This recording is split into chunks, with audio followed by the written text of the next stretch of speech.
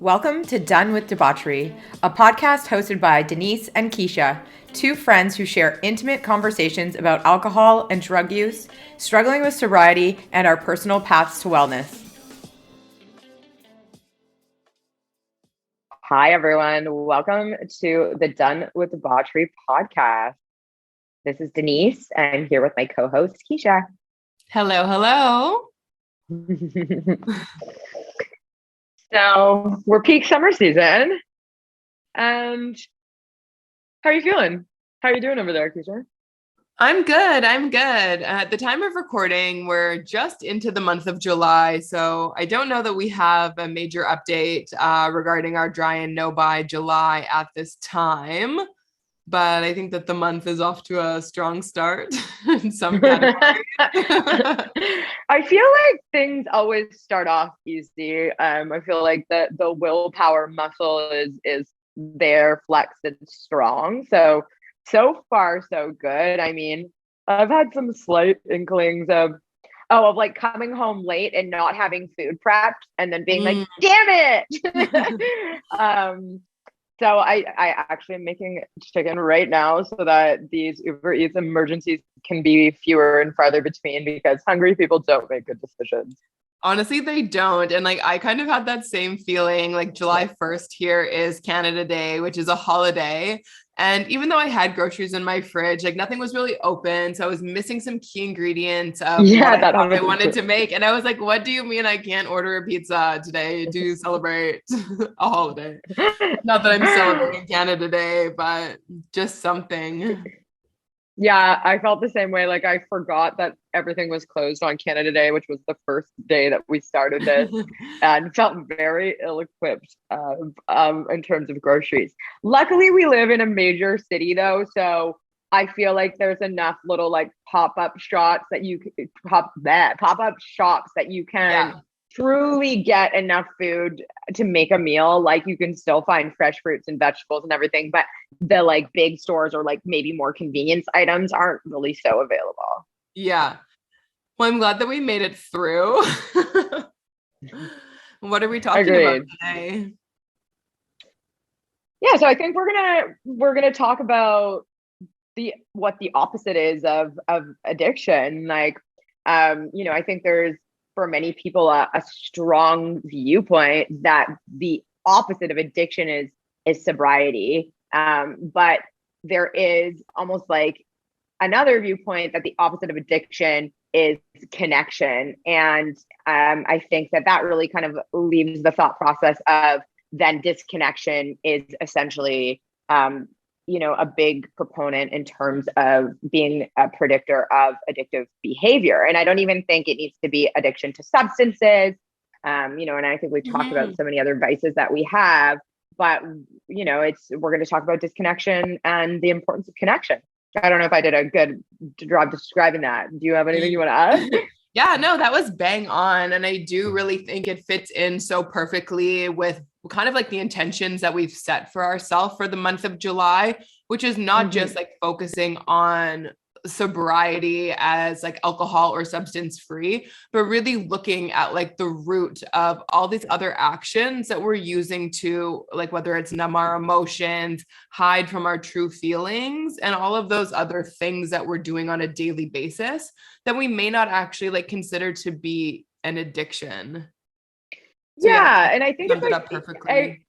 And I think I agree with everything you just said. And it's like looking at addictive behaviors as a symptom rather than really the whole problem. It's really a result of a deeper issue. And I think I'd like to really start off about talking about why this is so widespread. And I think so relevant for us today is that, our society and, Western civilization has really moved away from all of these really organic types of connection that, many ancient cultures would have in terms of community, just in terms of gathering. Like there's something so, I think, unexplained in our culture of the importance of the physicality of gathering, of sharing meals, of having support for childcare, of knowing your neighbors and, connection in the workplace and so on and so forth. And I think COVID has even added an additional layer A of this, hundred percent. disconnection. Yeah. And, it's beautiful that we have all these conveniences through technology, connection through social media, or like Zoom, like we're recording right now. Yeah. But and even Uber Eats or if you need Yeah. food, but it really does lead to, I think, a lot of dysregulation and widespread disconnection throughout society. Throughout society, which makes people more prone to coping mechanisms. And I think you made such a good point and such an important point with COVID and like the last 2 years that like we have as an entire society have experienced like the isolation of being in a pandemic lockdown, the uncertainty, but like not being able to see your friends, family, be there to celebrate milestones like birthdays or deaths. Like it has had such a huge impact on everyone's mental health, whether that be like increased addiction, suffering with other mental health disorders, depression, anxiety, and suicide rates have skyrocketed. So, like, from that, it's like the missing link is connection, is our daily interactions with people that we care about and people in our communities. Yeah, and I think exactly. And what's really interesting about the experience is that I think it's almost unconscious that connection is missing to some degree. It's not like intuitive to your body where you're like, I'm hungry, my stomach is growling, I Mhm. should go get an apple. Like, you know exactly what that sensation is telling you. I think this connection is somewhat pervasive and unconscious. And unless you are very in tune and aware, which I think a lot of our society is not, it's very hard to know that connection is the medicine and what type of connection you need. It's like maybe not until you're like 3 bags of chips and 8 chocolate bars, 2 bottles of wine deep that you're like, shit, something is really off here. Like this is Yeah. really unusual and almost harmful behavior, that I decided to embark on. And, I only know from, years of kind of self-inquiry to be like, okay, shit, like, why did I go off the rails there? Like, that's not regular. Maybe just 1 bag of chips would be regular. Yeah. Yeah. And I think it's also something that, like so many other, like, I think sources of like reasons why someone may fall into addiction is that it comes like also back to childhood. And we see like in even a baby's like early few weeks and months, that physical touch and that connection with parent, it forms a lifelong bond. And without that, like not even just human children, but animals, like they don't develop properly and they don't learn the lifelong skills that they need to really succeed. Yeah, I agree. Like there are a lot of family and relationship dynamics that don't allow us to take in the medicine of connection and co-regulation in the ways that we Mhm. need to. And what's really interesting is like we both obviously have dogs. And I have always really loved animals. And a lot of children that grow up in dysregulated families tend to like being around animals because it is a very slow and gentle form of co-regulation for nervous system and for connection and Mhm. for connection and it's somewhat consistent. And so like yeah, a lot of people that maybe struggle with attachment, like insecure attachment and things like that, a lot of times will have pets. Yeah, it's so interesting that you say that because I got my dog at like such a pivotal point in my life. I've had her for about 2 years. So I actually adopted her 2 weeks before the pandemic started. And then that year of 2020 was just a shit show. Like I had so many traumatic events, different types of losses in my life. And that one thing that like I truly feel like kept me going was the dog, was Peach, like just having her there every day, not only having like the connection of like her unconditional love, but having that like responsibility of like, I do have to like Mm. get up every day, get my ass out of bed, and like care for this other animal that is like dependent on me entirely. Yeah, and I think dogs are quite unique in this as well because it almost forces you into a connection, because it's not just connection to self or connection to others. Like, we were chatting about this a little bit before, and I truly believe, like, what I've realized over time is that it's like connection to self, connection to others, connection to community, connection to nature, connection to the universe, like as a whole. Like, there Mm-hmm. are so many just like different levels of connection that I think are needed to be a healthy, functioning human. And listen, some people can totally achieve those organically without a lot of thought and strategy put into it. But I think the more modern of a society you live in, the more dysfunctional your family was, the more intentional you need to be to bring connection in. But I think what's really unique about dog ownership is that it forces you into a connection with other, even though other is an animal, and as you said, responsibility and kind of like a co-commitment there for care. But you are also forced into connection to nature to some degree, because it forces you to go outside, and you probably are going to a park. And I think then the other thing is like you become connected to a community Mm-hmm. of usually other dog owners, whether it's just the same people that you walk by in your neighborhood and you say hi to, or it's people at the dog park that you end up forging friendships with, or it's like whoever takes care of your dog or takes them for walks. Like, there are so many layers of connection that result just from a simple thing as like having to take care of your dog every day. That's so true. Like I say hi to way more people like in my building and in my neighborhood than I ever have before because of the dog. 100%. And there's something like, even if you're in like a sour mood, there's a water park right by my house where it is like the place to be in West Toronto if you're under the age of 7, for sure. It is like, could not be more hip.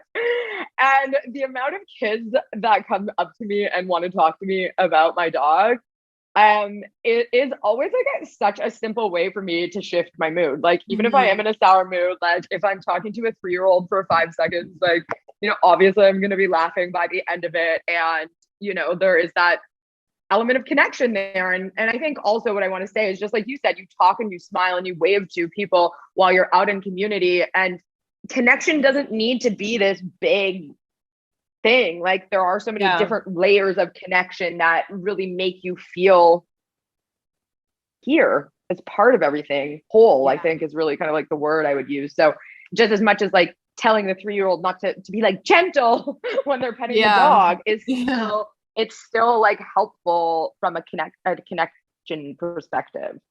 Yeah. Have I ever told you about my old lady in the window?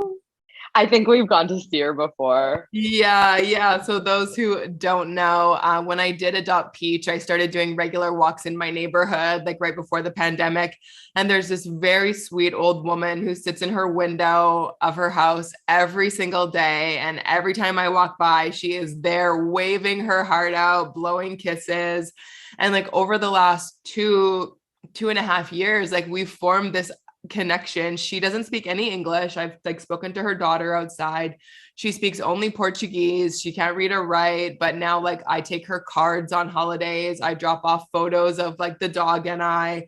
And then there was a period where I was going out of town for the pandemic to stay with family. And I actually had to write her a letter to say, listen, I'm going out of town. I'm going to be with my family. This is the date I'm back. Like, I will see you soon. And her daughter like confirmed they got it and she read it to her. And it's just like this unspoken like connection that I probably wouldn't have if it wasn't for Peach and like my neighborhood walks. But like it honestly Yeah. brings me so much joy to see her. And there was like a period where she was missing from the window. And like I was in distress, like wondering if she was okay or not. Like she ended up she had a medical situation, but like as soon as I saw her back and she wasn't 100%, like I'm taking her flowers. Like I don't even know her name. I saw her outside for the first time about a month ago, celebrating her 93rd birthday. She got to pet Peach for the first time. And it's just like, I'll That's always cute. remember her. Like it's so sweet. And I think that just goes to show like the power of connection, like of how Mm-hmm. much joy it probably brings you and her, and how much we've lost that in society. Because I do feel like, even when I think back to like my Italian relatives, and even being like at the cottage when I was younger, we were in like a cottage area where there were also like a lot of other Italian families. Like after dinner, everybody would be outside together and like we would go from like yard to yard and like, the adults Mhm. would be just like chilling and talking. It wasn't like people were partying or anything. There was just like a co-communal feeling. And I think even from a parental perspective, even though I know we're both not parents, it's like, yeah, like you probably don't worry about your kids as much because you know that they're within a community where they can go in and out of all of these homes and like the community as a whole is like all looking out for everybody together. And there's more of that like regulation, friendship, connection, that's there that I feel like we don't have really. And like an element of like safety in numbers as well. Yeah. Yeah. And I think this is so important to talk about because I think like Carl Jung has like a very famous quote. For those of you who don't know, Carl Jung is like a very renowned um, founder in psychology and thought. And he really states, and I'm really simplifying this, is just that until you bring like the unconscious into the conscious, like you're not really able to heal and move through. So the reason that I think this discussion around connection and its importance is so important for us to talk about is because even when we were just touching on that like no visualizing, it's like, yeah, you can, it's somewhat easy to do anything for a certain amount of time. But when you don't look at maybe some of the deeper reasons of why you're doing those things, as soon as you maybe decide you're going to eat sugar again, or you might decide you're going to drink again, or you may decide that you can go shopping or whatever, you may just be like bottling up that actual need. And that's where I feel like things then go off the rails. Mm-hmm. Or you're not fully healed. You just may replace from one thing to the other. Yeah. Yeah. And like jumping from addiction to one that just seems like a little bit healthier in the eyes of society, but really you're still causing yourself a significant amount of like both physical and probably emotional harm. Agreed. Agreed. So Uh, I think you were telling me a little bit, but we were saving it for our episode right now about an experiment involving rats, and I obviously want to know all the details and information about the findings. Yeah, it's called the Rat Park. So it was done. Love I it. know it actually like sounds so gross and like having like a vision of like a rat park in my mind is no. But so it happened in the 1980s and it was done by a Canadian psychologist named Bruce Alexander. And I guess the idea behind it was again like that the opposite of addiction is not sobriety, it's actually connection. So he was trying to like prove this point that even though we like let's say like heroin for example was the drug that was used in this experiment, saying that although the drug is highly addictive, like not every person who ingests it essentially is going to become addicted. Otherwise, like when your grandma has like a hip replacement or whatever, like, and she's like prescribed a painkiller, she's not coming out an addict. Like she's using that to treat the pain and then moving on from it. So in this experiment, he took a rat and put it in a cage by itself. He gave it one bottle of water that was regular water and one bottle of water that was laced with heroin. And so the rat in that small cage with no other rats or any form of like entertainment or like a hamster wheel, like none of those things, the rat always went to the water bottle that was laced with heroin and was like compulsively drinking it and often would overdose in a short amount of time. So when the rat is by itself, it's compulsively going to the addictive substance. Then he created the rat park, where it was basically 200 times larger than the initial enclosure. It had colored balls in it, like the wheel for them to run on, all these different sort of like enrichment things for the rat. And the rat wasn't by itself. It was with 20 other rats or 20 rats total Mm. there. And he said that the findings from that, so they both had the same water bottles, the regular water and the heroin laced water. And the rats that were in the rat park, surrounded by the fun balls, different things that they can get pleasure from, were not compulsively drinking the heroin water like the original rats were that were isolated. Maybe they would dabble in it a little bit. I was like, they're just going in for a recreational hit. Yeah, like they were having a little bit of a good time, and then they were like going back to their community essentially, and like the connection with the other rats and with the other items in the cage.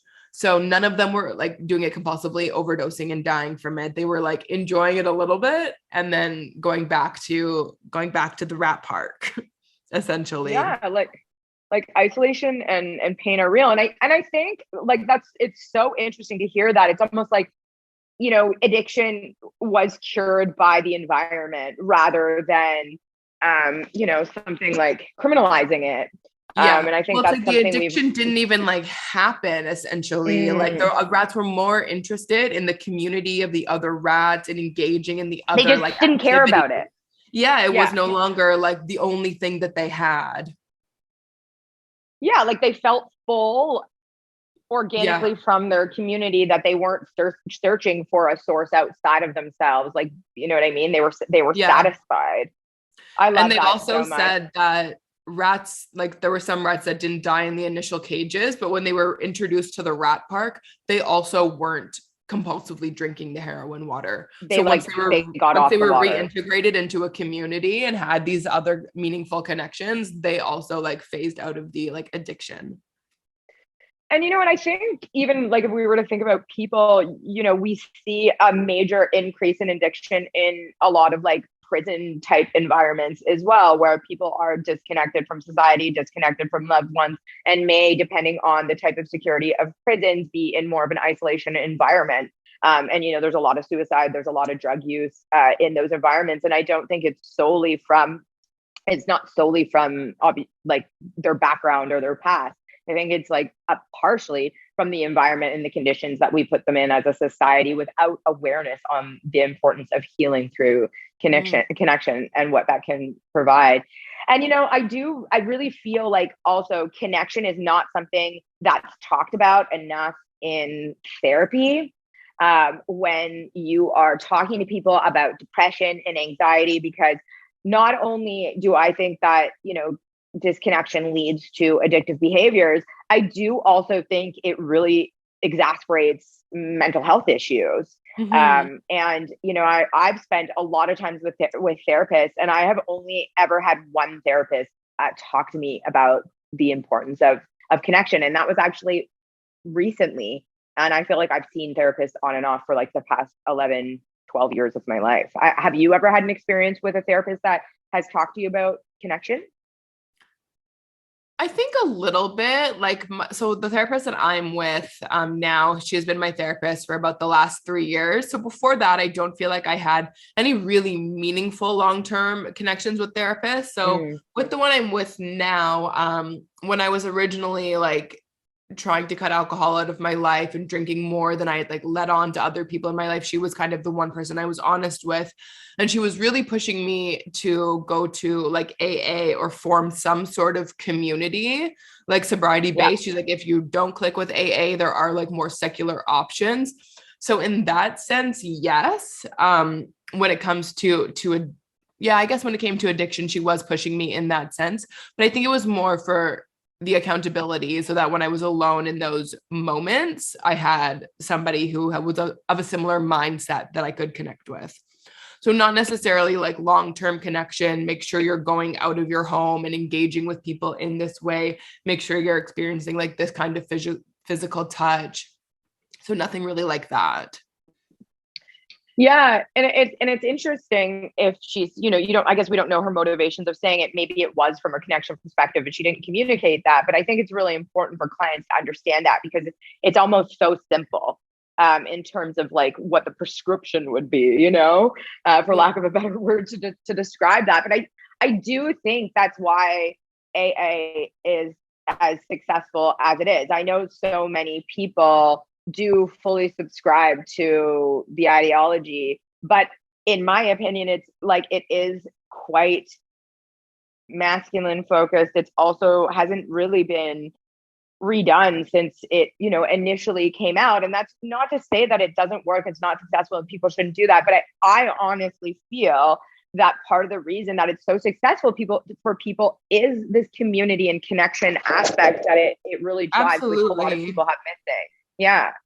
Yeah. And especially if you're like you're trying to get sober and you don't have a community of sober people, like it's Mm-hmm. hard to make a change to be a certain way when your full community and connection is living in a different way. Yeah, exactly. And you know what? I really also noticed this um, through COVID, where social media and maybe like technology was our source of connection. And I want to be really clear, and this is obviously my opinion, and I'm curious to hear yours, Keisha. But sending voice notes with people over Messenger or over Instagram and commenting and things like that isn't really a source of true connection. I think it gives you a quick hit, and gives you like a false sense of connection or a false sense of community, but you really don't get your cup full, and it leaves you almost hungry for more. And I was doing like a lot of breath work stuff during and somatic work during COVID. And my system was so dysregulated that I was blacking out frequently in my breathwork sessions. And I was getting really stuck. I wasn't able to like move through some of my emotional processes. And now that we're back to like in-person stuff, I'm doing my somatic therapy in person with a practitioner. And I can tell you that the touch component and just co-regulation and physicality of being in the space with people is an unbelievable difference in terms of what I'm able to access, process, the results I get, and just like my own like nervous system and what I'm able to express, like how I feel in terms of being safe and feel connected, and a number of those things.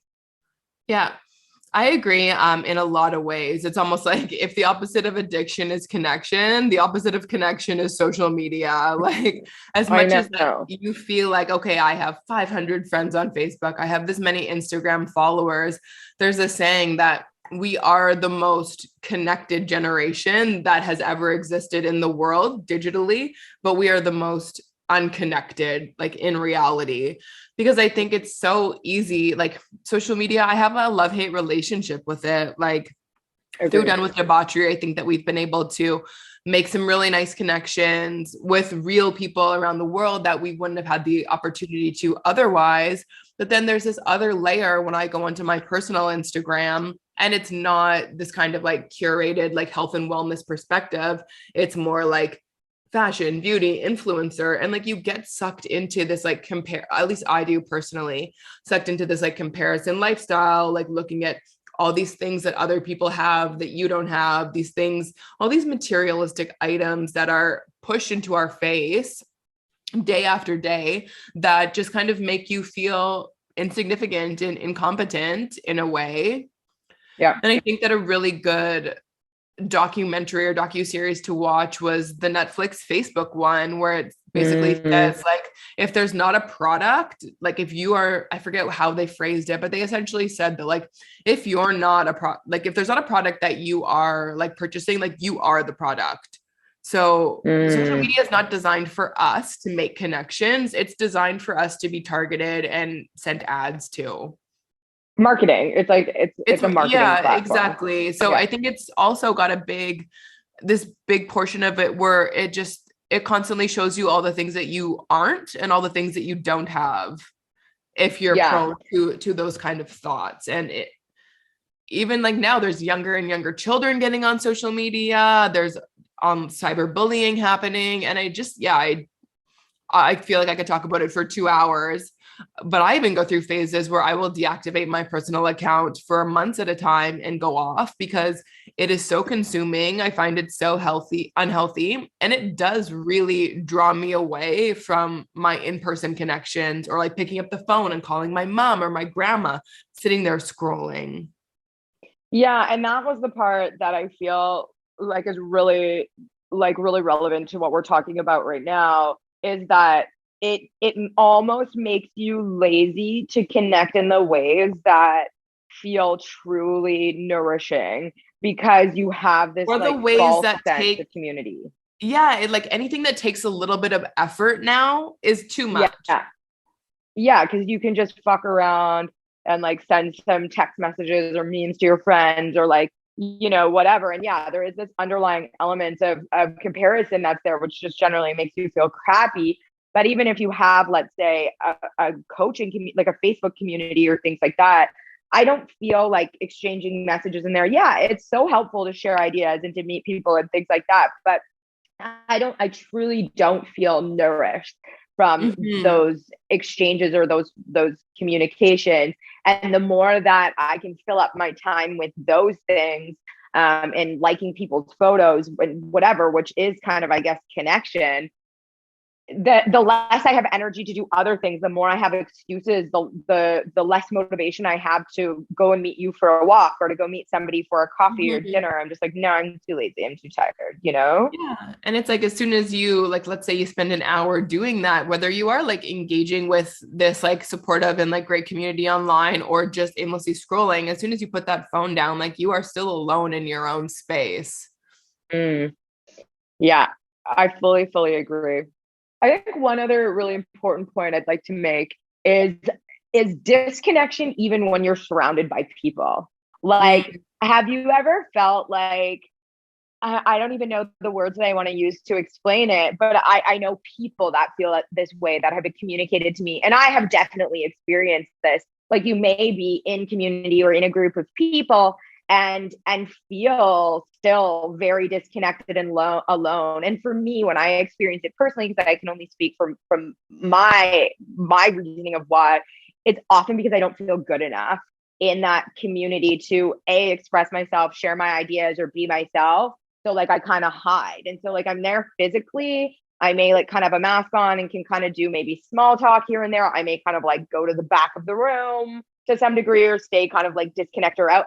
If I'm with somebody mm, I'm close with, I'll like attach to them yeah. because they'll be like my like a security blanket essentially. But I often leave those types of social circumstances and don't feel connected. I actually feel worse. I feel more disconnected. Like there's almost like something wrong with me. I don't know if you Yeah. have a similar experience to that. Yeah, definitely. I think that it happened to me many a time when I was in that kind of in between phase between am I leaving real estate? What am I doing? And going into these like real estate events, whether it was like a sales event or a lunch or a dinner, and just being surrounded by these people that I wasn't truly connected with. And then I did find myself also like drinking and like doing other like engaging in other behaviors in those moments that I could try and connect to these people with. Mm, But it's almost like when you leave a situation like that, and it's like you see all those memes online that you're like me having to recharge my social battery after like going out for one night. That's not what it should feel like. You should feel like, oh my God, like I have all this energy now because I was just surrounded by these people who like give me life and like light and like surround me with that. So yeah, I've definitely been in that experience. And for me, I think it definitely comes from that feeling of unworthiness, like not feeling good enough. I feel like insecure in the moment. And yeah, I think a lot of like self judgment. But in those moments, that is when, again, like I'm leaning into addiction. yeah, and you said a lot of interesting things that I relate to there in your story of like being in those types of events and feeling that way. But what I have learned is that like we make these assumptions and judgments of ourselves that we're not good enough, we can't relate to these people, like we must be having this isolating life experience. And after talking like more in depth with people in some of these communities, I feel this state of disconnection. And I've started to realize that a lot of people actually have not necessarily the same experiences as me, but very similar feelings and challenges that we're both voicing that Mhm. we're experiencing. But because I think you get out of your body and into your mind about it, you start to get into the judgment and you're in the spiral. You don't even really try to authentically connect. Like it's almost like you've made the judgment, whether it's about you or it's about who they are. And Yeah, then you the don't wall is even up. try to Yeah. you don't even try to connect. So it's like it's almost like you set yourself up for a missed opportunity by getting into your head around some belief systems that you have or some judgments that you're projecting Yeah, onto it's such a others. fear of being like judged and I think like rejected or like Me too. made fun of. Yeah, like if Yeah. I show my true self or I share my true ideas, like for sure and there's gonna be something wrong with me. And I feel like that's my shit. And I think sometimes, especially like in a professional sense, I'm like, oh, if people know I'm into like spiritual stuff or like breath work, like then I can't fit into this box of also being a realtor. Like those two things don't coexist. They're going to be like, this bitch is fucking crazy. And I will be taken seriously and I'll be judged and maybe talked about behind my back. And who knows, maybe I am. All of those things might be happening regardless. But yeah, then you don't show up authentically, and then you don't know. Maybe half of those people are interested in talking about those things. Yeah. Yeah, definitely. And we're using this as one example, but I think that can even happen at a party at someone's house, like where you may not know the people that are there. Yeah. Yeah. Yeah. It's interesting. And I think that like really like, especially like in this day and age, like everybody is going through shit, and maybe not everybody is scared to open up, but everyone is so reserved. And like, if we just like open our hearts, like that sounds so cheesy, but there is like such a greater opportunity for connection. I agree. And, one of the things that I feel like I'm really committed to practicing, as we have opportunities for more and more connection now that things are open here fully open here in Toronto, is being really aware. Because I think when you get into that state we just said of where you're feeling disconnected but surrounded by people, you are dysregulated. Like your system is dysregulated. And if you can catch that you have assumed the belief and drop back down into your body in those moments, which honestly may just be like breath awareness for a couple minutes, or not even a couple minutes, literally 3 breaths. And you don't need to be like puffing and puffing in the middle of a fucking social event. But you can just be like, I'm aware of my breath. How do I feel right now in my body? Instead of thinking these weird thoughts of why you're not good enough, if you can just be like, okay, I'm experiencing like a little bit of discomfort. I can feel my heart racing. Like as soon as you start to like kind of label those things or note them in your mind, you'll bring yourself back into your body and usually into a more regulated state. You won't be as dysregulated if you start to fucking spin out in your. You calm your nervous system. And it's like something that's like, it's not even an intentional, like your body automatically does it when you start these practices. Exactly. And it doesn't need to be something that goes on for 10 minutes. It's literally just a catching of yourself in the moment. And so I really want to learn to practice when I start to feel anxious and not want to talk to people or hide in social environments or start to feel disconnected when I'm in a group. It's to be like really aware of what's going on for me and just like take a moment to try to understand why I'm feeling disconnected and what I can shift in that moment slightly, because I think it's just like a baby step. You're not going to go from feeling disconnected to fully connected. It's like, how can I be 2% more connected today than I was yesterday? And hopefully, 6 months, a year from now, you're leaps and bounds kind of from where you are in terms of, healing and feeling more connected. Yeah, this is really good advice and a really good reminder for me as I'm about to embark on what has the possibility to be a high stress week. So yeah, I appreciate that. And I will try to remember to take a deep breath or 3. Yeah. Or just pay attention to your breath. Just follow it. Yeah. Do you have anything else you want to check in on? I think that's good. I think that that's really also going to help for our last 2 weeks of July while we try to navigate all the emotions and the feelings without hiding them and supplementing with shopping and food. So this was a check-in I needed for the next 2 weeks. I love it. Also, me too. It was so good to kind of touch base on such a big and I think often overlooked topic. Yeah, absolutely. That was so good. Thank you so much. Yeah, thank you. And we'll see everyone next time. Thanking you. I'm like, that was lovely. Thank you. Oh, guys, we're still learning. Okay, guys. Thanks for listening. See you next time. Bye. This is Keisha and Denise signing off on another episode of Done with Debauchery. Thanks for listening. If you liked what you heard, please share and subscribe. You can also find us on Instagram at Done with Debauchery. See you next time.